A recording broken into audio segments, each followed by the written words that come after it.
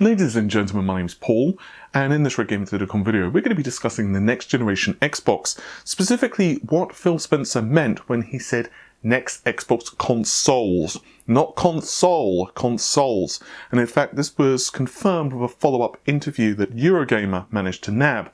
I'm going to read out a very quick quote from the E3 press conference. He said that Microsoft hardware team is, quote, deep into architecting the next Xbox consoles, where we'll once again deliver our commitment to set the benchmark for console gaming. And Eurogamer and some other websites have since followed up with Phil. And there is one thing that's abundantly clear. Phil really likes saying that they have the world's most powerful console. They also confirmed that the next console, whatever that will be, shall have backwards compatibility with the Xbox One. So for the sake of this video, just for clarity, I'm going to just call this the Xbox 2, but it does not have a name yet. So the Xbox 2 is going to have full backwards compatibility with Xbox One games, which most likely means we're going to see an x86 architecture and all of the other bits and pieces. But rather than focus on specifications, why are they working on 2 or more, we don't know the number of consoles, systems, rather than just a single one? Well, I have a couple of theories to that. And I believe Phil himself did hint at the possibility of one of the distinctive types of Xbox. You'll recall that one of the highlights of the Xbox conference was, of course, their Game Pass, but the other one that they were really pushing was game streaming. Now, Microsoft, of course, owns Azure, which, for those who don't know, is a cloud-based compute service, and it pretty much allows you to do anything. It allows you to hold file storage, it allows you to set up web servers, it allows you to set up databases, virtual machines, whatever. And of course, create your own bespoke applications. But what that also allows Microsoft to do is to leverage that huge amount of computing power and bandwidth to create game streaming, and that's something they are doing.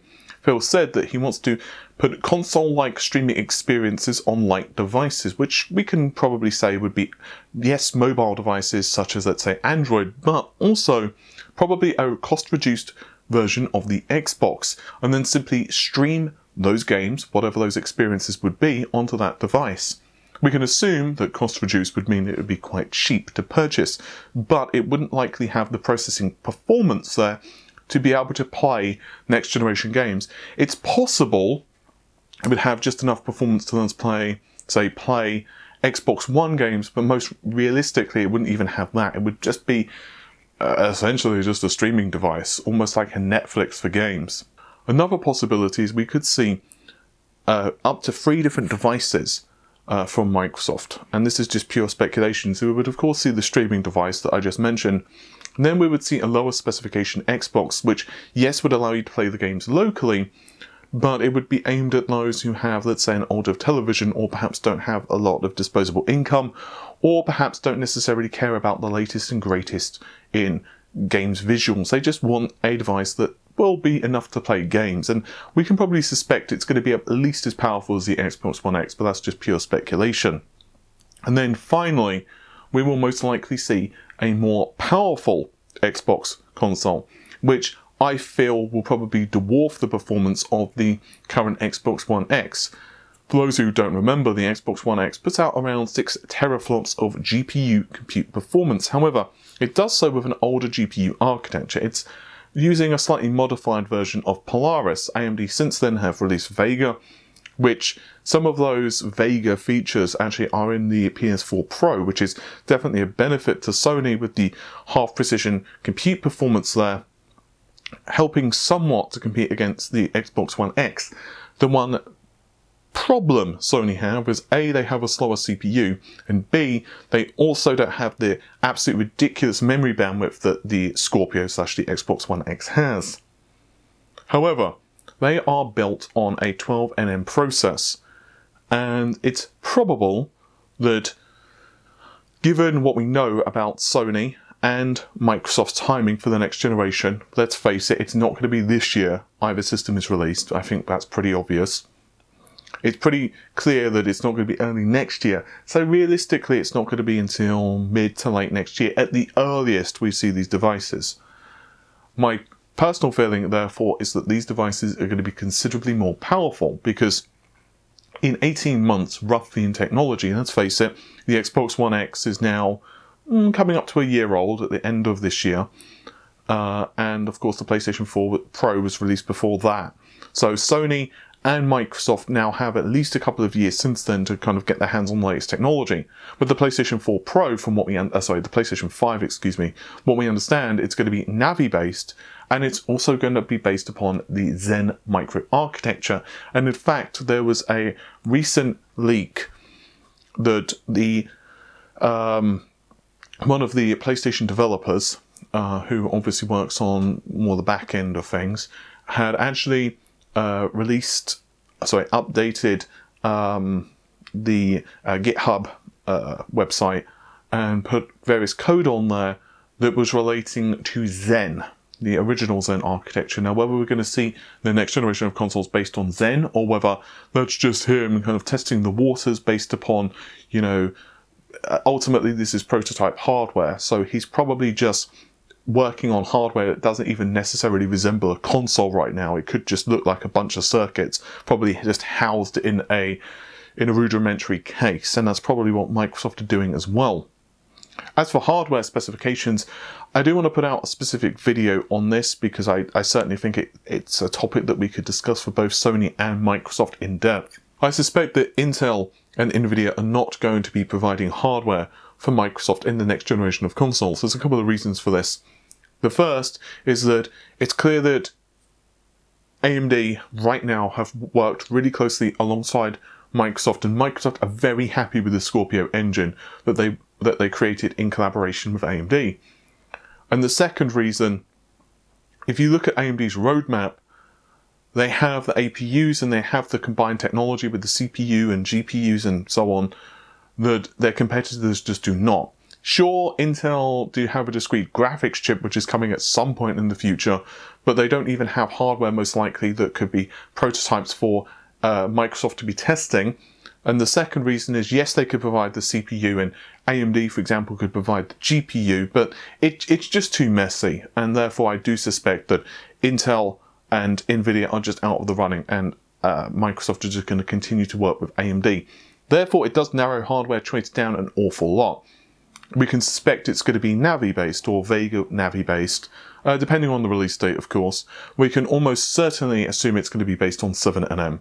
We can almost certainly assume it's going to have a Zen-based CPU. And we can almost assuredly assume that it does not have HBM2 in it. It's just too expensive, and it doesn't really provide the benefits. A narrow memory bus of GDDR6 provides ample memory. I mean, just examples here. I do actually have a couple of figures written down. So 256-bit memory bus, which would be the minimum amount. That would be the equivalent of the PlayStation 4 in terms of bus width, times, let's say, a memory speed of 14,000, which is way within the JEDEC specifications of GDDR6. You're looking at a memory bandwidth of around 448, or if you go with a slightly slower clock speed, but perhaps the same bus width of the Xbox One X, which is 384-bit, let's say you're running at 13,000 instead, and then we divide that by 8, you're looking at around 620-ish gigabytes per second of memory bandwidth, which should be absolutely ample, despite the fact that, yes, Zen is going to be more memory hungry than the Jaguar CPUs. And of course, we're going to see a lot more memory bandwidth with the next generation of GPUs, but still, it's not going to require double the memory bandwidth, most likely, because there's also going to be other improvements as well. We can presume that there's going to be better compression on the GPU. We can presume it's going to be more efficient, and there might also be larger amounts of cache and other things on the APU. Now, don't get me wrong, I'm not really looking to turn this video into a full technical analysis. There is that coming up on the channel quite soon. But I just want to point out that there is still a lot of room left in Microsoft's tank, and GDDR6 does certainly make sense. GDDR6 is starting to enter full production now, so it should be cheaper and fairly readily available by next console launch. And I suspect Sony are going to do much the same. So yeah, I'm curious to hear your opinions on this as well. Like, would you want a streaming-based Xbox? I know that there are two trains of thought on this, two schools of thought. The first is that streaming is the way to go. It's the future. It means that you can stream to an Xbox handheld device. And that's also another possibility. Microsoft might also decide to create a Windows-based mobile gaming system. That would make an awful lot of sense, coming to think about it. Why wouldn't they? I mean, after all, they've said that they want to stream to mobile. Why not just do that? Why not just allow you to be able to play on the go? That could make an awful lot of sense. They've been working really closely alongside ARM recently with x86 emulation, right? So why wouldn't they do that? They could easily create some type of, I wouldn't say shield, but shield-like device, or if you prefer, you could have a Switch-like device. Keep it quite light, perhaps have enough GPU and CPU performance in there to play some games. And then, of course, you can also stream. So that could either stream from a 4 or whatever G connection, or it could also stream from Wi-Fi. And I could certainly see that. Now, whether that would be dockable or not, I don't know. But I could certainly see that as a potential option. Microsoft have the technology, they have the streaming capability. So perhaps the streaming device would not just be for your home. Perhaps it would also be for gaming. Perhaps you could dock it, and obviously that would have a pass-through for HDMI, and it would also provide power, and perhaps you would have a joypad or whatever. But you could also just take it on the go. It makes sense. I wouldn't be surprised if Microsoft did that. One of the key messages from Phil is that he doesn't care how you play the games. He just wants you to be part of their ecosystem. He wants to provide a platform. He wants to provide a service. He wants to provide you the ability to play games and connect you no matter where you are. So whether you are on an airplane several thousand feet in the air, or whether you are in the middle of a field, or whether you're at home, he wants you to be able to play games with your friends. And so a light streaming device, a mobile light streaming device, would make a lot of sense. I don't know about two performance SKUs for the Xbox. It could separate the market, but what could be a possibility is that rather than just having a flat generation, so let's say, the Xbox 4, which technically it would be, and then there'll be an Xbox 5, Phil has mentioned that he kind of likes the idea of incremental upgrades. So it could be almost like a mobile phone upgrade system. So, for example, there would be the next generation Xbox, which will be, and I'm just pulling a number out of my butt here, but it could have like 12 teraflops of computing performance. Then perhaps a couple of years later, they'll release another one, which would have 16 teraflops or 18 teraflops of computing performance. That would continue to go up incrementally every couple of years. And of course, because it retained backwards compatibility, if you were to put in, let's say, if you were to buy the Xbox 4 and then you'd put in a game, it would run at a certain resolution. But then let's say you were to buy the next generation or the upgraded version, then of course that game would then have higher resolution. It might have better quality textures. It might have better frame rate. It might have better shadows. It might have better draw distance, whatever that the developers decided to, cram into it. But crucially, you would still be able to play that game and still have a decent experience on your original machine. That is, of course, very similar to how we now operate with the PlayStation 4 and PlayStation 4 Pro, or the Xbox and Xbox One X. It could be kind of cool. And I also suspect that Microsoft are going to continue to double down on the games library. They're going to continue to push the Xbox streaming. They're going to continue to push backwards compatibility. And I'm okay with all of that. It's going to be a very interesting experience for Microsoft, and I'm super excited to see the next generation of systems from Microsoft and Sony.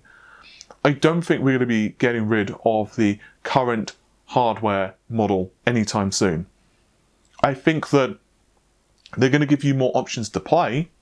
I think that they're going to give you better incentives to be able to play on the move, and I think they're going to give you better incentives to be able to play in different ways. And don't forget, Sony are also rumoured to be working on a portable handheld as well, like a successor to the Vita. Why not, right? they also have the potential to do that. I think it's ridiculous to say that the Switch has not been successful, and I think Sony and Microsoft have caught on to that, because it's bloody obvious that the whole point of the Switch, the whole excitement of the Switch, is to say, I can play this anywhere. Regular viewers know that a couple of months ago I went to the States, and the plane flight from London to Seattle, which is where I was, is like, what, 10 hours? I don't know, like 10 and a bit. No, it's 9 hours and 50, but reality, by the time you actually, sit down, it's about 10 hours and a bit. I watched all of the movies that I was interested in, and one of those was pretty old, in like 5-ish hours. And then it was basically Zelda Breath of the Wild that kept me sane, and Mario Kart. I can't sleep on planes. I just can't do it. I'm just someone who just literally can't sleep on planes. And yes, it ticks me off. So for like 5 hours, my only saviour was Zelda and the Switch. And I was so bored. I was so bored because the battery on my Switch was kind of getting a bit low, so I had to like leave it to charge, and you know the issue. And so the last like hour and a bit, I was kind of bored. But generally, the Switch was like keeping me sane. And Microsoft and Sony know this. It's the same with train rides. So I suspect that they are probably going to want to cash in on the act. Of course, whether you don't have a connection up in the air or not, I don't know. So that's one of the reasons that I'm thinking that the Xbox system won't just be exclusively streaming. Let me know your thoughts on this. Like, what was your take home? What did you feel the new Xbox would look like? I don't think we're going to see it this year. I don't think we're going to see it early next year. I think the earliest we're going to see it is 2019. Late 2019. Don't forget the Xbox One X, once again, came out late 2017. I think it was November-ish. So for them to release a console in like 18 months afterwards, it's going to tick too many people off. I don't think we're going to see the new Xbox until 2020. I think that's pretty obvious. But my closing thoughts, there were a couple of suspicious things for me in the conference. The first is the new Halo engine looked really good. I mean, graphically, it looked really impressive. And it makes me wonder if that's more next generation. And Gears as well looked really good. Like, really good. I'm curious to see, or curious to know, whether that was on Xbox One X hardware. It's possible that it could be like a fond farewell to the Xbox One X. But it's also possible that we could also see a improved version of this debut on the new hardware. And obviously Microsoft know the target hardware. They possibly are running this either Gears 5 on a target spec PC or something similar, because obviously they're still working on it. And off topic, Gears 5 looks bloody amazing. So yeah, I want to know your thoughts on this. What do you think of the next generation? And also, what do you think of streaming? Is it something you want? I'll tell you the only reason I'm not interested in streaming, honestly. I just like owning the games. It's that simple. And it's kind of weird because I got through this point where I bought a lot of games on Steam, and I don't regret any purchases on my Steam account. Please don't misconstrue what I'm saying. But I am also really aware that I don't technically have hard copies of those games, and even if I did, the DRM is a thing, and yes, I can break the DRM, but then it's like, by that point, you know where I'm coming from. One of the things I do love about console gaming, yes, you have to do a big ass update usually, but I do like owning the actual physical disc. I just do. So, yeah, let me know. What do you think of this? Anyway, with all of that said, hopefully you have enjoyed the video. Normal stuff, like, share, comment and subscribe. There is going to be a lot of content over the next couple of days. Obviously, it's been a little quiet because of E3, but that'll change, and I'm working on yet more reviews. There's a motherboard actually behind me, but it's kind of hidden, like right there, that I'm going to be reviewing. And I've also got a lot more stuff coming up on Ryzen and some fun content as well. And I'll be on camera a lot, so you get to see my mug. I don't know if that's a positive or a benefit, but you can see me anyway. So yeah, normal stuff. Thanks very much for watching. I seriously appreciate it. And thanks for all the messages recently. It's been awesome. Sorry I'm a little behind, but E3 and just the review cycle has just been absolutely manic. I'm actually recording this now, and I've got a couple of clients like stalking me. So after this, I need to leave Amy to edit all of this content while I like take care of client work. Life. Anyway, yeah. Once again, thanks very much. Bye for now.